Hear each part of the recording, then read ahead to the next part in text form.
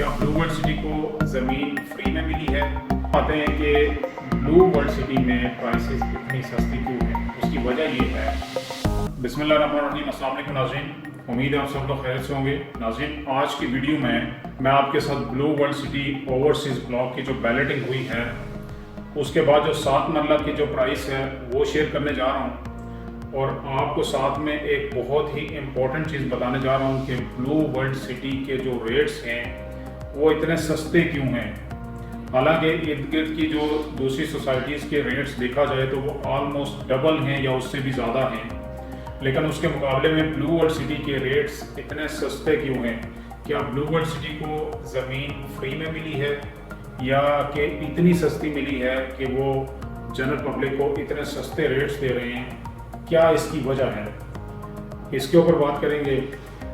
Video शुरू करने से पहले अगर आप हमारे चैनल पे नए हैं तो चैनल सब्सक्राइब कर लीजिएगा, बेल आइकन पे क्लिक कर लीजिएगा, और अगर वीडियो अच्छी लगे तो लाइक एंड शेयर जरूर कीजिएगा। नाज़रीन, जैसे कि आपको मालूम है कि इसकी जो ओवरसीज़ ब्लॉक में 7 मरला की जो ओपनिंग प्राइस थी वो 13,40,000 थी, और उसके बाद ये 15,40,000 पे हुई, फिर 15,40,000 से ये 19,40,000 पे गई है। लेकिन आपको ये प्राइसेस जो है वो मतलब फ़ाइल कौन सी वाली लेनी चाहिए?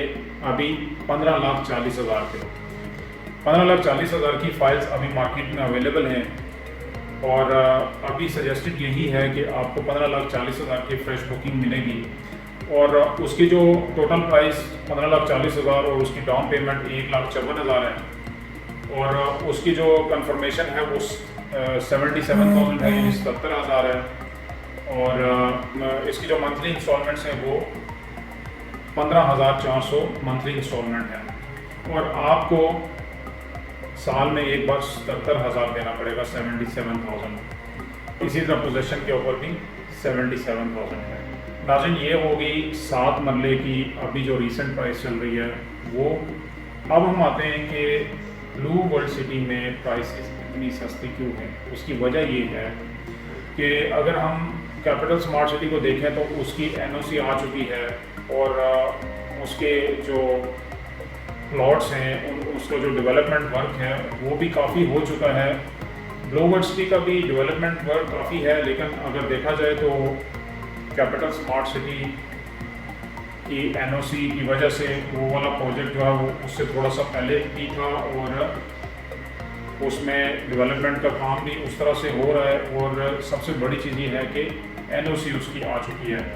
अब एनओसी आना और एनओसी ना आना, इसमें फ़र्क है। इसमें फ़र्क ये है कि देखा जाए तो पहले कैपिटल स्मार्ट सिटी की भी एनओसी नहीं थी, और उसकी प्राइसेस भी काफ़ी रीज़नेबल थी, ऑलमोस्ट थोड़ी बहुत जिस तरह आज ब्लू वर्ल्ड सिटी की प्राइसेस हैं इससे थोड़ी बहुत ज़्यादा थी, लेकिन प्राइसेस ऑलमोस्ट इसी तरह थी। लेकिन जो ही एनओसी आया उसकी प्राइसेस बूस्ट कर गई, और अभी अगर वहाँ पे कोई न्यू अनाउंसमेंट भी होती है, न्यू लॉन्चिंग भी होती है, उसकी प्राइसेस भी ऊपर ही आती हैं। उसकी वजह ये है कि उसे एनओसी मिल गई है। और ब्लू वर्ल्ड सिटी को ये जगह जो है वो जितनी रीज़नेबल मिली है वो इसका फ़ायदा एंड यूज़र को, इन्वेस्टर्स को दे रहे हैं, वो रीज़नेबल प्राइस के ऊपर ये प्राइसेस दे रहे हैं। लेकिन बहुत जल्द ये वाली प्राइसेस ख़त्म हो जानी है। यहाँ पे प्लॉट इस प्राइस पे नहीं मिलना। होपफुली जैसा कि ब्लू वर्ल्ड सिटी की मैनेजमेंट को उम्मीद है कि बहुत जल्द एनओसी आएगा और ये प्राइसेस भी रिवाइज हो के एक अच्छा बूस्ट मिलेगा इन प्राइसेस को। तो ये थी रीज़न कि ब्लू वर्ल्ड सिटी की प्राइसेस अभी रीज़नेबल क्यों हैं।